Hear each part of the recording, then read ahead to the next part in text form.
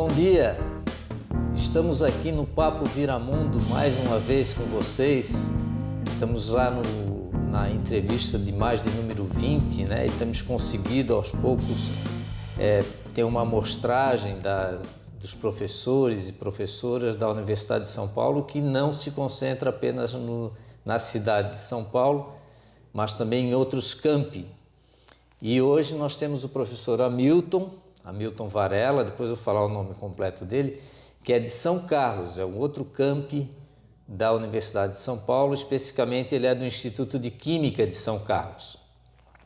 Então o professor Hamilton Brandão Varela de Albuquerque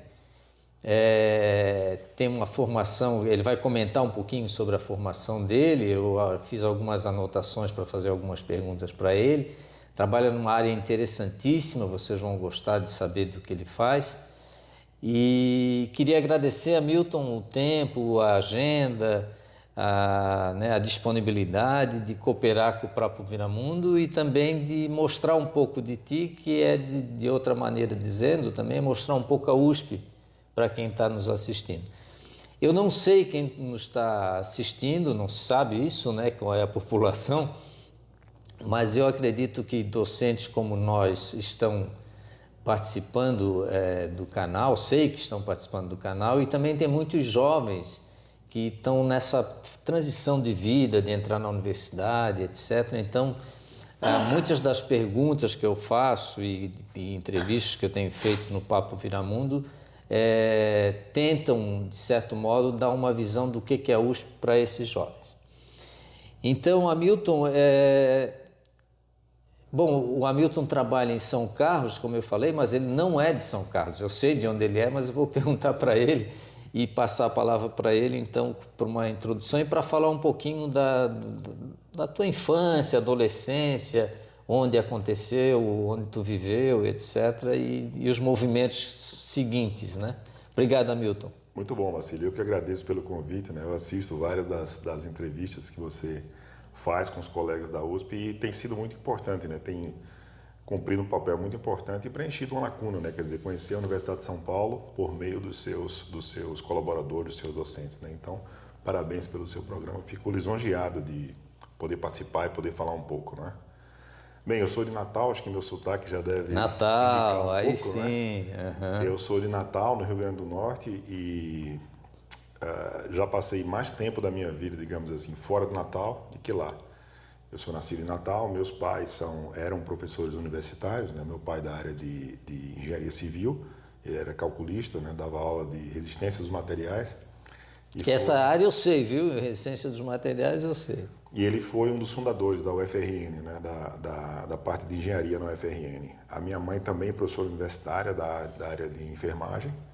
Então eu convivi de alguma forma, né, com esse ambiente não só acadêmico, né, mas intelectual, um ambiente muito rico intelectualmente, né, na minha infância. Eu sou o caçula de 6 irmãos. Uhum. Sou 9 anos mais jovem do que a minha irmã mais jovem.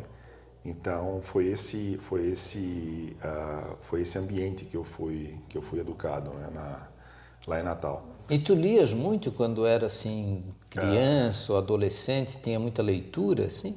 Eu li De literatura, eu quero isso, dizer. basicamente na minha adolescência, né? Quer dizer, que meu pai era uma pessoa muito reservada, não é? Então, uma das formas de ter um pouco mais de intimidade com meu pai, uma pessoa que eu admirava muito, era se eu tivesse algo para dizer, né? Porque mesmo muito jovem, 14 ou 15 anos, né? Eu sentia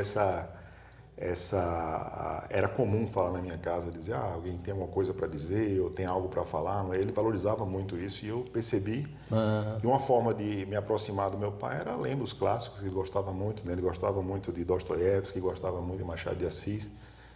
Então eu li, né, com a cabeça, com a formação de um adolescente, né, de 14, 15 anos, eu mergulhei nos clássicos, basicamente com essa motivação, não é? Sei, Isso teve um sei. impacto muito grande na minha vida, né? Quer dizer, mesmo com as limitações da época, né, de alguém muito jovem, né, muito imaturo, mas por exemplo, né, a alma russa, muito bem descrita por Dostoiévski, que teve um grande impacto na minha vida, sabe? Puxa vida, essa universalidade da literatura, isso me causou um impacto muito grande, né? Então, era muito comum na minha casa esse tipo de conversa, né? Quer dizer, E como é que era a tua relação, assim, que eu passei, de certo modo, por coisas similares nessa pergunta que eu vou fazer, mas como era a tua relação com o mar, né? Moravas perto do mar, o mar, o ir à praia era uma coisa diária, passava sempre pela praia, como é que era? Morando em Natal, né? Sim. A gente morava, quer dizer,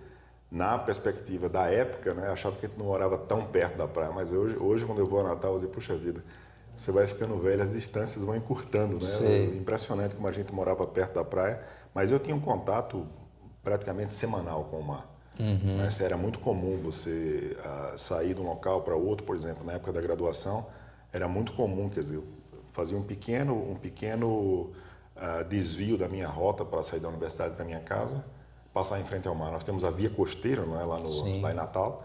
Então era muito comum esse tipo de coisa. Então eu tive um contato, além das férias, né, na praia, né, no litoral norte, eu conheço relativamente bem, porque são várias praias lá.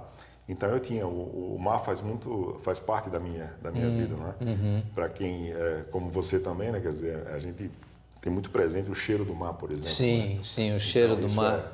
isso O aí meu filho lembra que chega em Florianópolis, ele puxa, que cheiro diferente que é o cheiro do isso, mar, né? Aham. Então foi esse ambiente que eu fui criado, né? Que eu fui educado. Eu estudei no Colégio Salesiano São José a vida inteira, né? E não tenho, digamos assim, um histórico que eu me orgulhe muito de aluno, né? Que eu nunca estudei muito assim, sempre fui muito até um pouco rebelde, né? Da adolescência, assim, muito inquieto, não ligava muito para estudo, não tinha nada que me orgulhasse da vida acadêmica até a 8ª série, mais ou menos, né? Sim. No final do ensino fundamental. E aí, por um motivo que eu não lembro exatamente qual, eu levei muito a sério o estudo a partir do primeiro ano, né? Do ensino médio. E aí consegui colher os frutos muito bem, né? Quer dizer, tudo que eu, Entendi. tudo que eu coloquei como objetivo, eu Deixa eu, consegui. eu ainda vou insistir um pouquinho na infância, Milton, se me permite, Claro. e no mar. O escrever, a poesia, isso passou pela tua vida, já que tu lias muito, tentou fazer textos ou fazer poesia? Porque Não, eu tenho um livro de poesia, cadernos, né, de poesia, etc, que era a influência do não, mar. eu conheço, Não, eu conheço muito pouco de poesia, né? Quer dizer, eu tá. fui conhecer poesia de maneira um pouco mais tardia, não é? Em algum momento, já por causa do meu envolvimento com a ciência, né, me fascinou muito as ciências duras, né, matemática e química e física, e de alguma forma, me preparando já para o vestibular, conhecendo um pouco de literatura, eu fiquei muito fascinado por Augusto dos Anjos. Então Ah, talvez seja essa a primeira experiência que eu tive com entendi, poesia, né? Augusto dos entendi. Anjos, a gente Que é aprende aqui de na São época da Paulo, né? escola. Não, acho que é paraibano, se eu não me Ah, engano. Paraíba. Desculpa a imprecisão, mas eu creio que seja paraibano. Certo. Mas eles classificavam como é que é na época, aqueles esquemas que a gente aprende da literatura, né? Eles dizendo que ele era um poeta inclassificável, não é? Mas ele bebeu muito da fonte dos enciclopedistas, né? De Derrot, d'Alembert. E eu gostava muito daqueles termos científicos que ele Sei. utilizava, né? Inclusive, várias outras pessoas se inspiraram nele, eu acredito, né? Como o também paraibano Zé Ramalho, né? Você vê que algumas músicas dele têm alguns termos um pouco científicos, termos científicos metidos um pouco Sei, sei. então eu gostava muito né, de Augusto dos Anjos nessa época, né? E depois a Patativa do Assaré, a Ariano Suassuna, né? Várias coisas que eu fui conhecendo depois, mas nunca foi o Sei. meu, o meu forte, não. Hoje em dia eu leio esporadicamente quando alguém me indica alguma coisa, mas eu não tenho um grande E a graduação? conhecimento. Foi na UFRN? Isso. Eu fiz graduação quando estava no começo do ensino médio. Quase uma obsessão, né? Gostava muito de matemática e estava muito convencido a fazer matemática. E aí teve um papel muito importante na minha vida, um professor de química que abriu meus horizontes, né? Falou, química é interessante também, né? E aí de matemática eu mudei para química. E quando chegou no vestibular, meu pai era um homem muito reservado, assim, né? Quer dizer,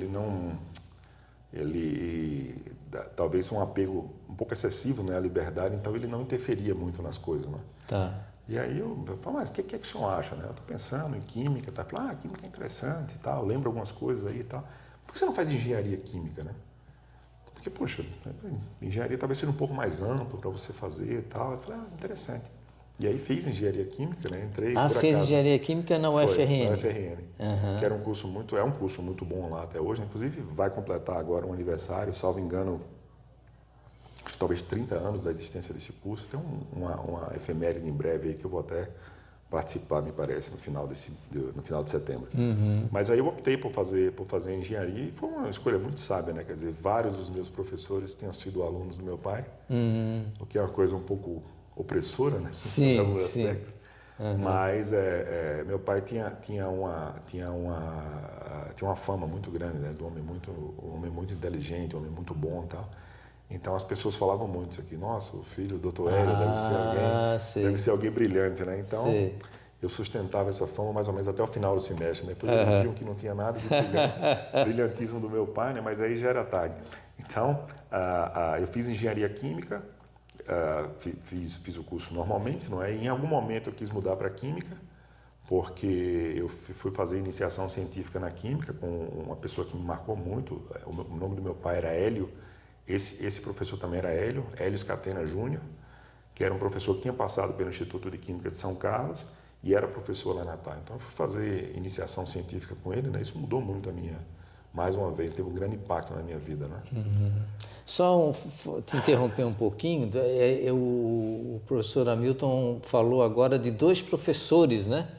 Então a gente já comentou outras vezes, e eu tive também a oportunidade de ser testemunha de depoimentos como esse, onde os professores mudam a vida das pessoas, dão direcionamentos diferentes.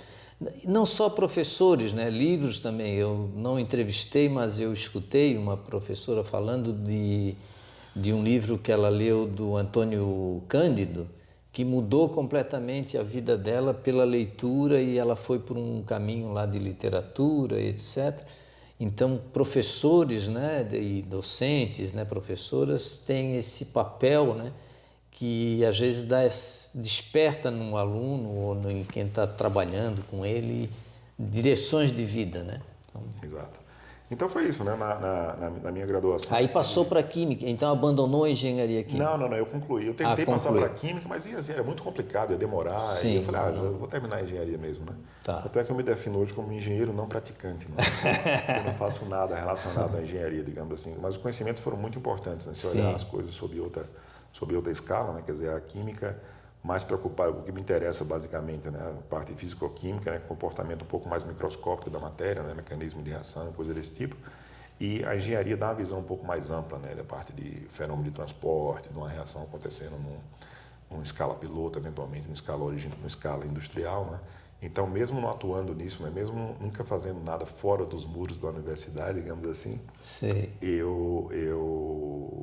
foi muito importante para a minha formação, até porque eu tenho uma característica, Marcílio, que eu nunca fiz nada, quer dizer, eu nunca segui, fiz a graduação em Natal, depois fui para a USP São Carlos, depois fui para a Alemanha, depois mudei. Então, cada etapa da minha vida eu fiz uma coisa diferente.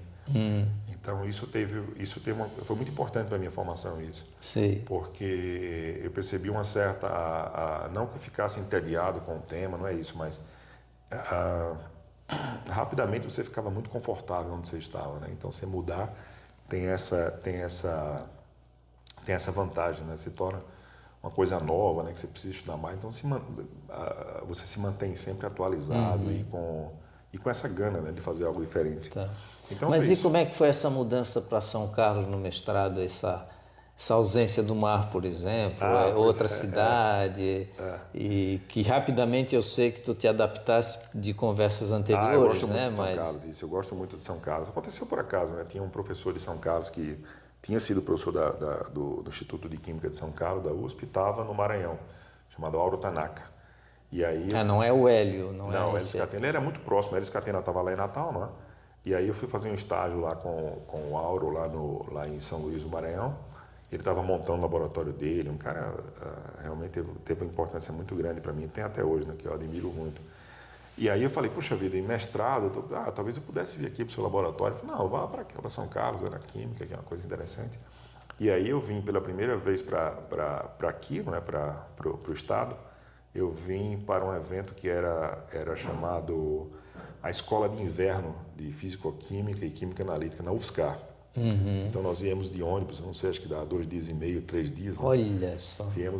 Nós viemos numa turma de Natal com vários colegas. Eu o único da engenharia e a maioria da química. Né? Então esse período foi muito bom, né? Os cursos aqui foram muito interessantes. E eu conheci alguns professores da UFSCar e da USP. E aí eu optei em fazer o meu mestrado na USP, né? Fiz o mestrado com o Roberto Torresi, que atualmente ele era professor no IQUISC e atualmente ele é professor do IQ, aqui em São Paulo, no Instituto de Química, não é? Então, o Torresi também teve um papel muito grande na minha vida, né? Quer dizer, nós se tornou como a maioria dos colegas que eu trabalhei, mas ele de forma especial se transformou num amigo, né? Um conselheiro, tá? Assim que em várias etapas da minha vida a gente conversa. Ele é professor que sempre que eu venho a São Paulo eu passo lá para conversar. Né? Então eu devo muito ao Torresi também. E aí eu fiz meu mestrado lá na Química em São Carlos. Na Química em São Carlos. O professor Hamilton acabou de falar também da Universidade Federal de São Carlos. É isso, né? É isso. Então em São Carlos tem a Universidade de São Paulo, mas também tem a Universidade Federal de São Carlos, né? Universidade de São Paulo, campus São Carlos. Então, E aí, então, o mestrado acabou sendo na Química de São Carlos, mestrado, né? Na época, o programa tinha alguma divisão. Porque São Carlos, a menos de engano meu, não tem engenharia química, na né? USP não, mas tem na Federal. Na USP, tem na Federal, um curso muito bom. Na Unicamp tem engenharia química, mas eu já estava fora da engenharia. Sim, já estava envolvido com a química. E eu peguei em algum momento a palavra eletroquímica, e aí eu me lembrei, quando eu li a palavra eletroquímica, não sei se era substância estequiométrica, solução estequiométrica, né? Tem alguma coisa que a gente no segundo grau aprendia de química, era estequiometria, que é o balanço, né? É o balanço da... E tu era bom nisso, sabia fazer aquelas continhas? Estequiometria, qualquer reação química envolvida, né? Também a eletroquímica, ela faz parte, né? E hoje em dia, Marcílio, é uma coisa que está até conversando com os colegas numa reunião que tivemos ontem. Estava falando que a eletroquímica, né, como sendo uma área muito tradicional da físico-química, ela está na moda hoje em dia, né? Porque tudo que a gente pensa sobre energia renovável, economia circular, etc., toda essa produção de energia renovável que ela tem uma característica muito importante que é a sazonalidade. Então você tem energia solar, você tem dia e noite. Você tem energia eólica, mais vento e menos vento. Você tem biomassa, então você tem safra, entre safra, etc. Isso implica em você ter que armazenar a energia produzida em alguns horários para poder utilizar em outros. Sim. Então existe um monte de elétrons aí que você precisa armazenar de alguma maneira ou utilizar de alguma forma. Certo. E isso aqui, por excelência, é tarefa da eletroquímica, não é? Então, desde aquela época, eu fiz o meu trabalho na ocasião era com um pouco de bateria de lítio, né? Que eu fiz muito pouco durante do meu mestrado isso aqui. E depois eu fui trabalhar durante o doutoramento, eu fui trabalhar com uma coisa que está muito na moda hoje em dia, né? Isso era exatamente em 2000, abril de 2000, quando eu fui para Berlim, com hidrogênio, na oxidação de hidrogênio, né? Que hoje a gente tem a geração de hidrogênio limpo, né? A partir de eletrólise, utilizando fontes renováveis, como eólica, como solar, por exemplo. E numa célula combustível, quer dizer, você gera o hidrogênio, quando você não precisa daquela energia, e depois você utiliza o hidrogênio, armazena e utiliza numa célula combustível, por exemplo. Né? Então, essa reação de utilização é a oxidação de hidrogênio. Eu trabalhei com isso durante o doutoramento. Né? Então, digamos assim, antes de estar na moda, né, nós já fazíamos isso aqui, não só eu, né, na minha tese de doutoramento, mas o grupo de eletroquímica que eu faço parte hoje. Né, sei. que tem exatamente 50 anos de idade, como eu. Ambos completaremos 51 anos esse ano, né, tanto o grupo de eletroquímica quanto eu. Então a gente já trabalha com reações como a oxidação de hidrogênio e a redução de oxigênio. O grupo já faz isso há 51 anos. E aí vamos aproveitar, né, deixa aí, né, do doutorado na Alemanha, né? Como é que foi isso? Acabou o mestrado em São Carlos e a gente fala aplicou, se inscreveu, né? Para uma bolsa CAPES CNPq para ir para a Alemanha ou foi outra rota? Que a minha foi essa tradicional de preencher os formulários, ou provavelmente ainda à mão, não, já nem me lembro. Olha só. E para pedir a bolsa, para conseguir a bolsa, foi assim também? Ou... Olha, a minha foi um caminho completamente por acaso, completamente por acaso. E a Alemanha? Isso. Mas o doutorado tu já tinhas em mente? Não, nada. Também não? Completamente por acaso. Ah, completamente sei. por acaso. Que coisa, olha Pois só. é, Vamos ver o que completamente vai por acontecer. acaso. Então não adianta planejar muito na vida, né? As coisas vão acontecendo, né? O que aconteceu foi que havia um eletroquímico muito famoso, né, que faleceu recentemente, em torno de 100 anos de idade, chamado Wolf Fistes.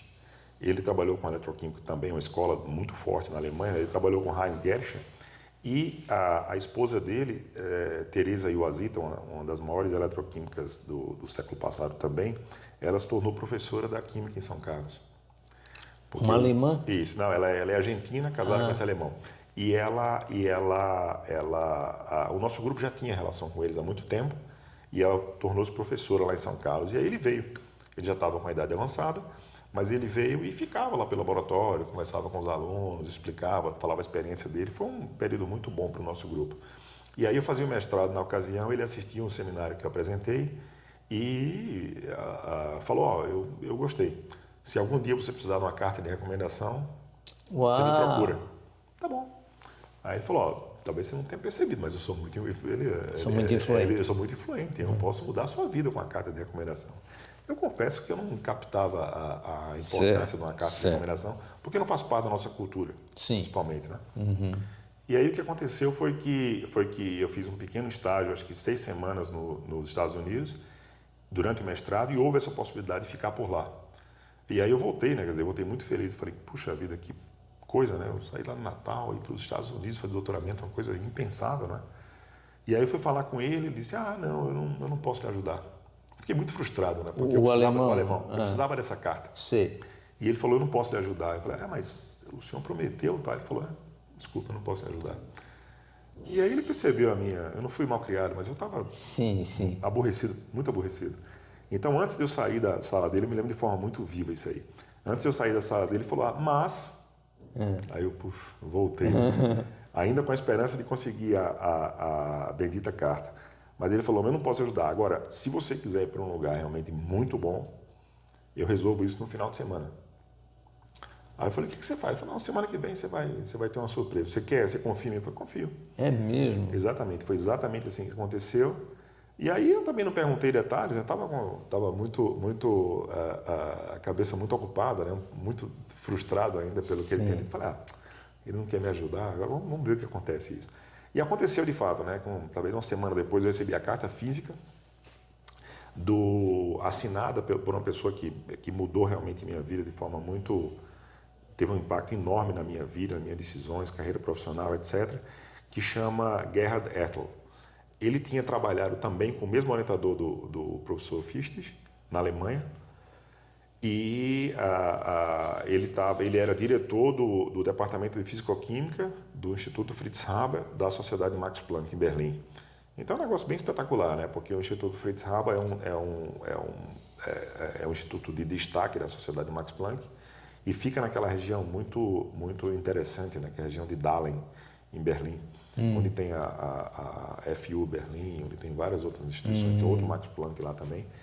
Então, a carta deles dizia, olha, você vai receber um estipêndio aqui, acho que era o último ano, isso aqui talvez fosse o último ano do marco, talvez 1.800 marcos eu receberia de bolsa.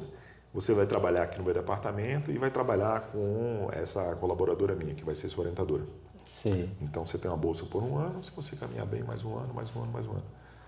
E aí que eu fui pensar no assunto, né, o que era aquilo ali realmente, e eu fiquei muito feliz porque a ajuda dele não foi uma coisa que ele teve a ideia naquele momento, isso já estava em mente, porque ele selecionou um tema e um local muito que eu tinha muito interesse. A história de dinâmica não linear, processos irreversíveis, eu já tinha conversado com ele isso algumas vezes, né? Então ele teria de fato condição de ter me indicado para outros lugares, mas o que ele escolheu foi pensando no meu perfil, pelo que ele me conhecia até o momento, né? E assim foi feito. Em abril de 2000. Sim, Berlim, que ano entrou, chegou lá? 2000. 2000. Ah, Berlim já tinha caído o muro nessa época, né? E Berlim é uma cidade fantástica, né? A cultura efervescente, né? Isso. A transição do marco para o euro, acho que foi 2000 para 2001, salvo engano. Sei. E aí eu fui para lá, ou do 1 para 2, enfim, mas foi nesse período, né? Eu comecei o doutorado ganhando em marco e depois passei para ganhar em euro, né? Que 2 para 1 que foi a conversão. Então foi uma coisa muito espetacular que aconteceu na minha vida, né? Porque mudou completamente a perspectiva, né? Quer dizer, eu trabalhava com um assunto importantíssimo, continuei trabalhando com um assunto muito importante, mas bem diferente do primeiro, né? Eu já falei sobre a oxidação de hidrogênio. E a vida nesse ambiente lá de um Instituto Max Planck tão especial quanto o Fritz Haber foi espetacular para mim, né? Quer dizer, eu tinha um contato mais ou menos 2 ou 3 vezes por ano com o Gerhard Ertl, o diretor, e trabalhava muito próximo da minha orientadora, né? Que chamava a Catarina Krischer. Ela tinha sido aluna dele também, né? Então tudo tinha essa linhagem, né, da família. A estrutura de carreira na Alemanha é diferente. Tem um professor, ainda é chamado Lautprofessor, titular, não sei, o catedrático, né? Não, eu acho que É professor. professor isso. O professor. Né, que é o... E aí ele tem os outros docentes, né? Habilitação junto com o departamento dele, e por os exemplo. docentes orientando os alunos, né? No instituto, no Fritz Haber, por exemplo, era um instituto muito próspero, né? Porque tinha muitos líderes de grupo, né, que trabalhavam para ele. E aí o que aconteceu, Marcílio, foi que a minha orientadora, acho que 1 ano ou 2 depois, 1 ano e meio mais ou menos depois que eu tinha começado o doutoramento, ela mudou para Munique. Ela conseguiu uma vaga para se tornar um professor. Isso. Ela se tornou professora da física de Munique, que fica lá em Garching, né? Sim. Não fica em Munique exatamente, né?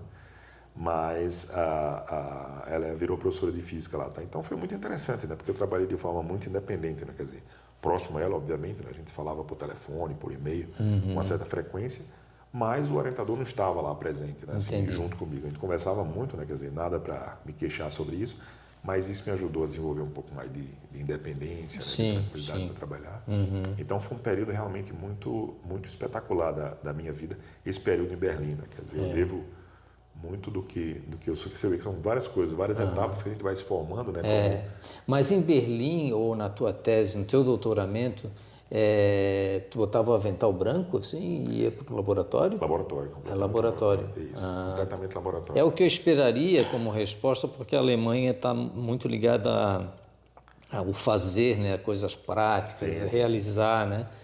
Então... Laboratório mesmo. Esse prédio que eu trabalhei, inclusive, eu trabalhava com hidrogênio, né? Então sempre havia um certo risco de explosão, né? Então eu me lembro de forma emocionante. Todo dia era uma emoção. Eu me lembro de forma muito vívida, né? Quer dizer, sobretudo no verão, que os dias são mais longos, né? Às vezes eu trabalhava um pouco a mais e começava a anoitecer, sei lá, 8h30, 9 horas da noite.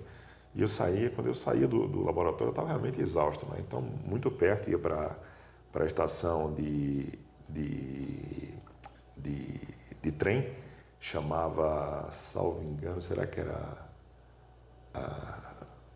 talvez Dahlem, não lembro exatamente o nome da estação, mas eu quando eu estava lá, que estava chegando na estação, já pensando em chegar em casa, tomar banho, comer, eu lembrava, puxa, será que eu fechei o cilindro de hidrogênio? Puxa vida. E aí eu pensava, aquele prédio maravilhoso, né, quer dizer, onde Fritz Haber trabalhou, muito perto da casa dele, inclusive, já pensou? Se explode por causa de ti. Por causa do cilindro, puxa, aí voltava, por causa de um brasileiro, né? Voltava, tá? Então, aí voltava? Voltava, claro, voltava. É mesmo? Andava 500 metros, subia escada, destravava tudo, abria e tal. Então tinha vários dispositivos de segurança que eu checava tudo, né? Mas às vezes você é muito cansado, né? Preocupado, puxa vida, não vou conseguir dormir hoje se acontecer isso. Então foi isso, foi um período muito bom. Esse prédio, inclusive, está tombado, não tem mais experimento, é um prédio completamente administrativo hoje, né? Porque, inclusive, o teto foi renovado, foi destruído durante a guerra e tal. Então, esse período foi um período muito importante para mim, né? Quer dizer, o próprio nome do instituto, né? Um cientista notável, né? O Fritz Haber, que trabalhou na reação mais importante, talvez, do século passado, que é a síntese da amônia, mas também foi, talvez, o primeiro cientista que desenvolveu uma arma de destruição em massa, né? Ah, o Fritz Haber. Isso. Então, na Que própria foi qual? Alemanha... Foi uma bomba, assim? Não, foi um daqueles gases, né? Aqueles Zyklon, aquelas coisas. Ah, Né? é? Isso. E chegou a testar, de fato, né? Para a Primeira Grande Guerra. Ah, na Primeira Grande Isso. Guerra. E aí Fritz Haber tinha na própria Alemanha, né? Quer dizer, houve um período que o nome dele era um pouco maldito, né? Sei. E depois foi feita toda a história como uma coisa dinâmica, né? Que repensa, né? Quer dizer, todos nós temos sombras e temos luzes na nossa vida, né? Ele teve também, quer dizer, o trabalho científico dele, como o de todo cientista, está relacionado à sua vida também, não é? Aos problemas, tá, etc. Então, uma figura realmente notável, né? O Fritz Haber. E todo mundo, na verdade, descendeu dele dessa área, digamos assim. Né? Então foi isso. Eu comecei o doutorado em 2000, em abril de 2000, em novembro de 2003, no mesmo dia que eu completei 30 anos, 12 de novembro de 2003, eu defendi minha tese, que a tese não pode ser defendida no instituto, né? Mas era porque não é universidade, né? Ah, é? Então, Não sabia disso. eu sou doutor pela Universidade Livre de Berlim. Ah, entendi. Uma universidade que eu só fui lá 2 vezes. Sim. Uma vez para buscar minha esposa, que fazia doutoramento lá na ocasião, e outra vez para entregar o CD com a tese.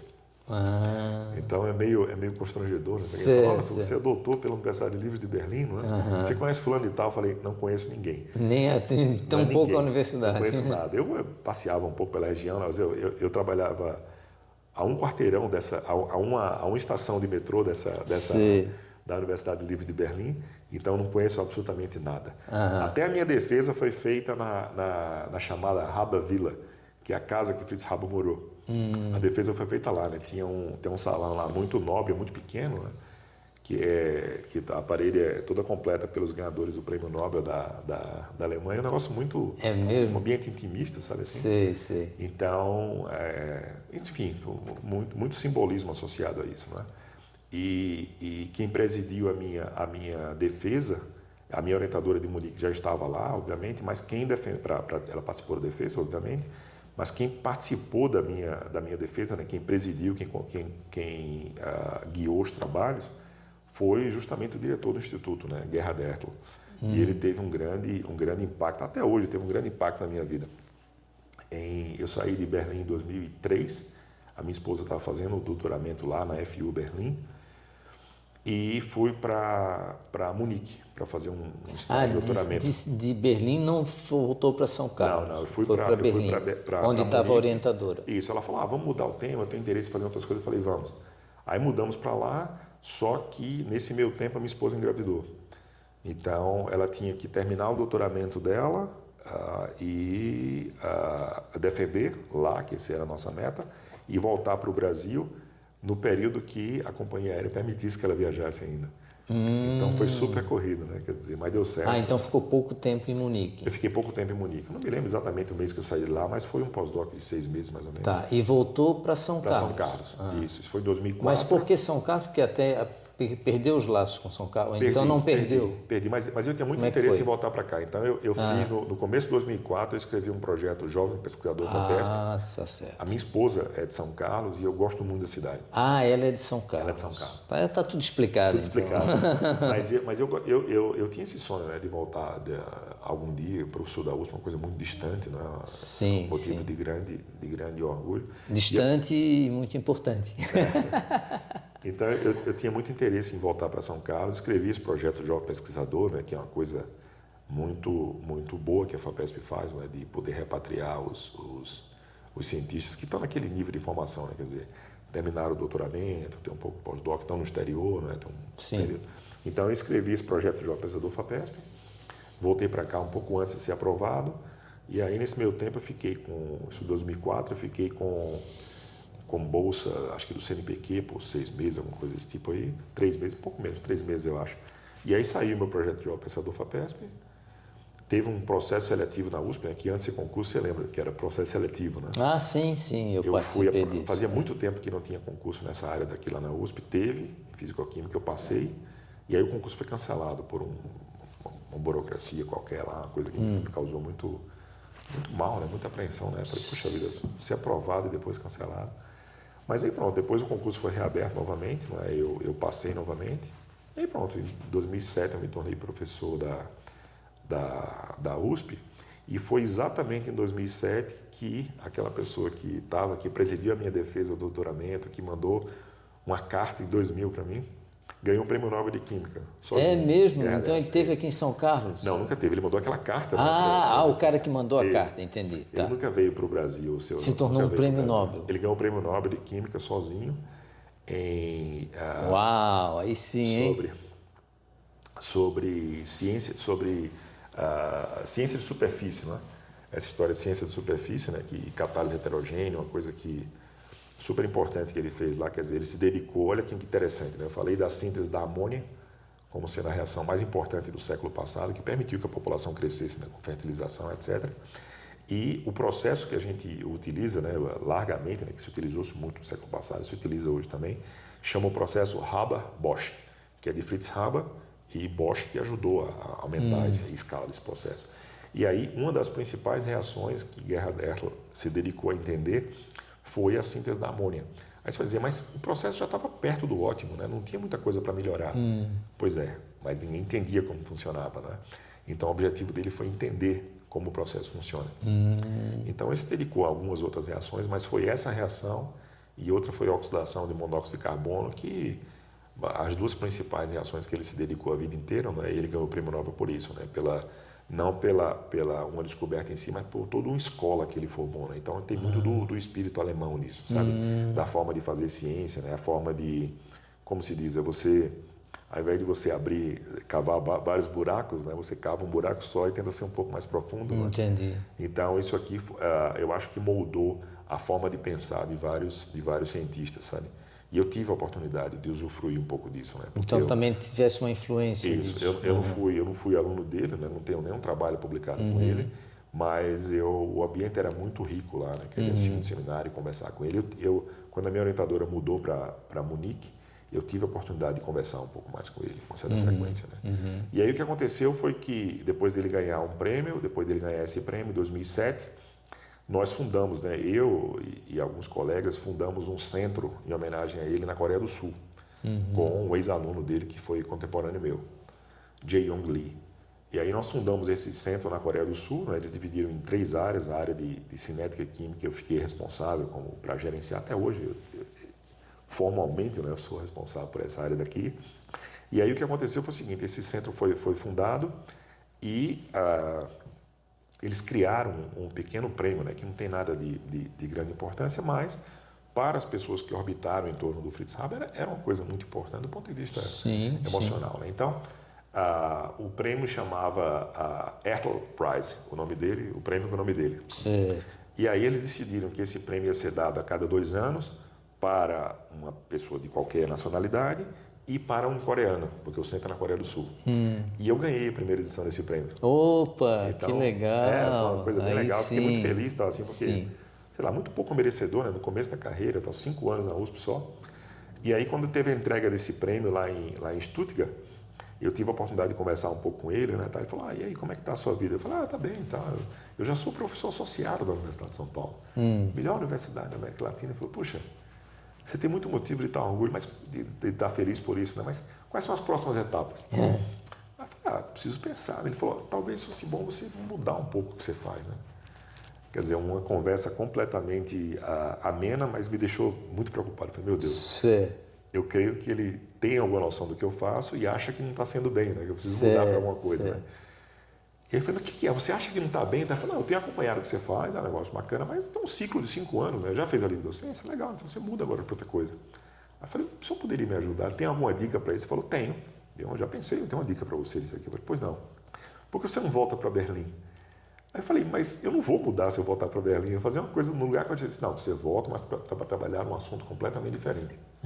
E assim eu fiz. Voltou para Berlim? Voltei para Berlim e fiz sim, aí como pediu uma licença, pós-doc aqui. Entendi. Formalmente é pós-doc FAPESP, mas a maioria de nós vai como... Lá eles encaram como professor visitante, professor visitante, né? E aí foi um período realmente muito espetacular, assim, muito espetacular mesmo, né? Porque ele já estava aposentado, tinha ganho o prêmio Nobel e tinha direito a usar uma salinha lá para conversar de vez em quando, né? Então nós tivemos a oportunidade de conversar inúmeras vezes nesse período, foi uma coisa muito boa para mim. Você pensou trabalhar com o prêmio Nobel, né? Em outras palavras, né?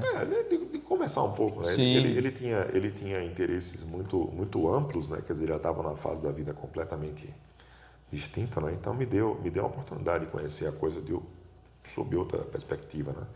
E nesse período foi muito bom, né? Porque quando a gente estava em Stuttgart para a entrega desse prêmio, e quando eu voltei para Berlim para falar com a pessoa que ele sugeriu que eu trabalhasse, que chama ex-aluno dele também, que chama Marcus Eisbert, até faleceu de forma muito precoce aí há poucos anos, deixou saudade imensa em todos nós.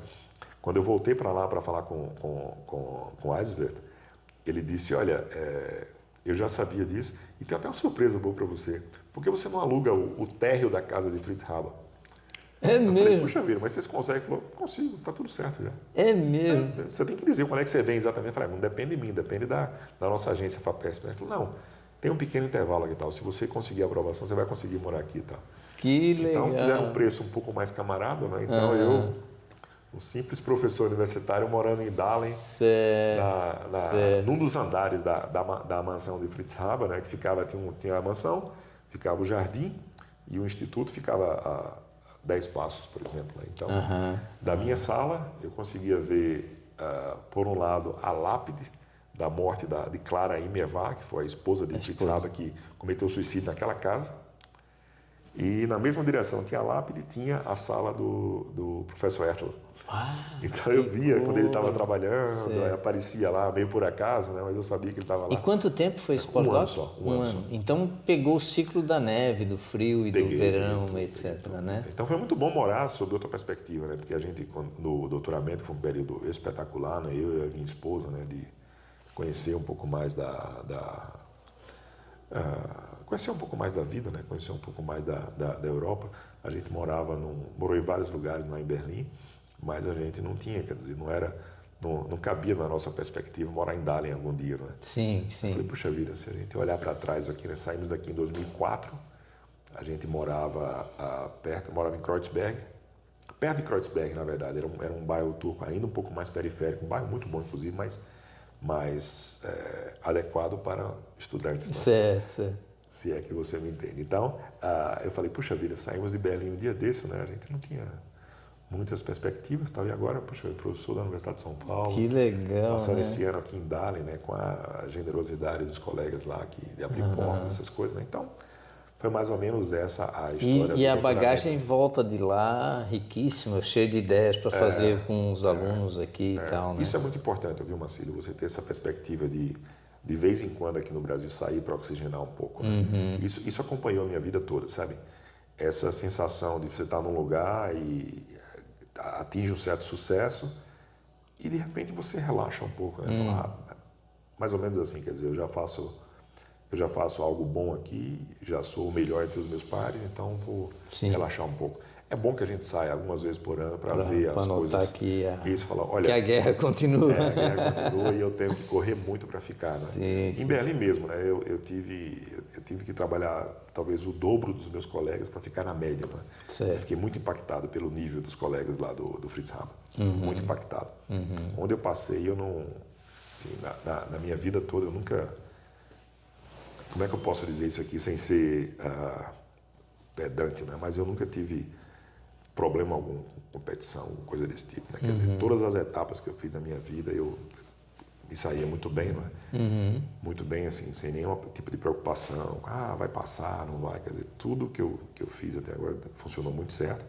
Funcionou muito bem até aquele momento, né? E depois também. Mas em Berlim foi um pouco mais difícil. Sim. Muito bons os colegas, muito bons mesmo. Assim, também mudou um pouco, não que a minha formação aqui fique aquém do Brasil, não é isso. Mas é porque eu estava competindo com colegas da física, né, que tem outro background. Então, algumas coisas que eles conversavam lá entre eles, tomando um café, eu não tinha muito claro alguns conceitos, sabe? Entendi. Então, eu não estava completamente relaxado. Isso faz bem, né? Isso faz bem, tu manter assim. Sempre alerta, né? Sempre alerta, né? Sim, aí o Hamilton, a gente tem que caminhar um pouquinho para o fim da nossa entrevista. Aí voltou para o Brasil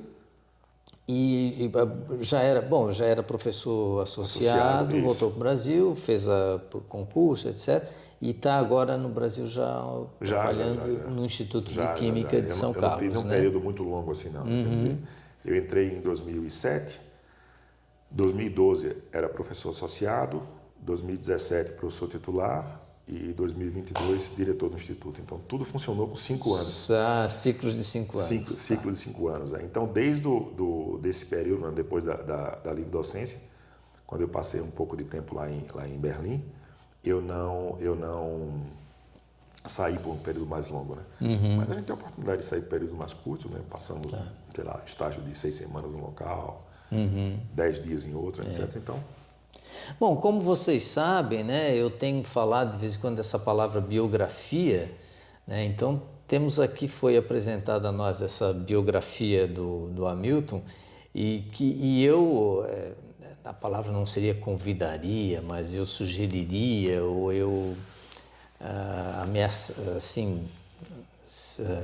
sugeriria, talvez seja uma boa palavra, de que isso fosse, essa entrevista servisse como base de retrospectiva da vida e, quem sabe, nos brindar no futuro com um livro biográfico sobre toda essa trajetória, porque ela, não só eu acredito no Papo Viramundo como inspirador para outras pessoas, mas também na possibilidade de que ele se substancialize na forma de textos, etc. Já falei talvez isso para um ou outro professor também, dependendo das minhas lembranças e etc.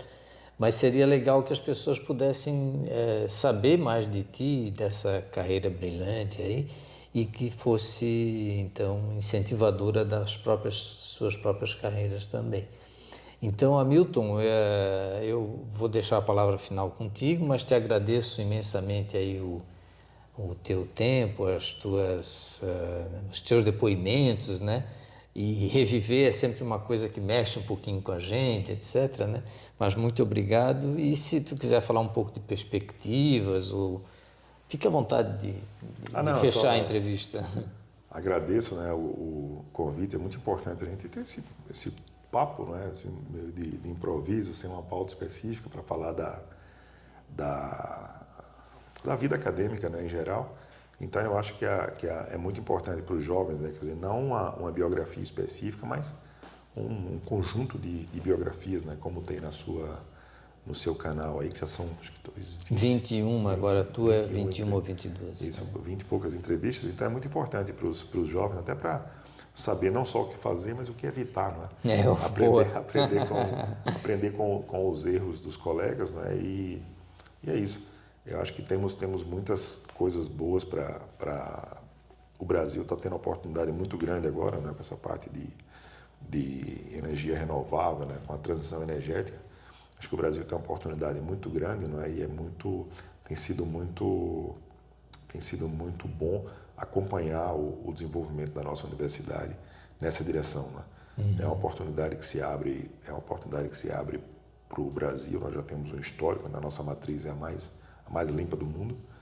E o que o Brasil e sobretudo o que a Universidade de São Paulo com a Escola Politécnica, né, à frente, né, com o RCGI, que tem conseguido organizar a pesquisa, tem conseguido estruturar a pesquisa, eu acho que abre perspectivas espetaculares para o Brasil, né? Principalmente porque esse conceito, né, que nós falamos durante o nosso papo aqui, talvez tão importante quanto os resultados da pesquisa, assim, até que anteceda um pouco os resultados da pesquisa, seja o conceito de pesquisa, né?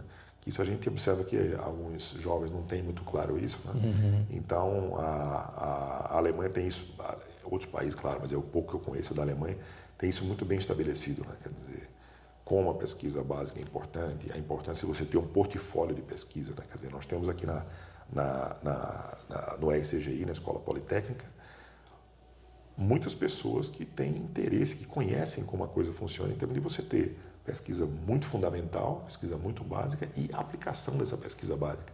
Então, essa noção, esse conceito de você ter, da importância que você tem que ter pesquisa de mais longo prazo e a pesquisa um pouco mais imediata, um portfólio de diferentes graus de aplicação, eu acho isso realmente que vai estar fazendo um bem enorme para o Brasil e vai deixar marcas, né? Eu acho que hoje a gente está num patamar superior de formação de pesquisadores e cientistas de alto nível. É isso que eu vejo em relação ao passado, em relação ao nosso grupo lá em São Carlos, que, repito, é um dos grupos mais longevos, né, de fisicoquímica do mundo, muito bem reconhecido, né? Temos colegas lá altamente competentes e gabaritados, mas agora eu vejo, né, que com esse zeitgeist, né, com esse espírito da nossa época, a gente pode vislumbrar a formação de pesquisadores num nível melhor do que antes. Né? Então, assim, eu ia fechar aqui, mas com essa fala do Hamilton, fica evidente que a gente, né, ele, mas eu também, acreditamos no país e no que a gente está fazendo, né? Eu ia dizer no futuro do país também, mas não quero dizer que o Brasil é o país do futuro, porque isso hoje em dia já não precisa mais ser dito, mas o Brasil tem muita coisa acontecendo, então está muito efervescente, né, do lado científico, do lado tecnológico, em ambientes universitários como o que eu vivo e que o Hamilton vive. Então, muito obrigado, Hamilton.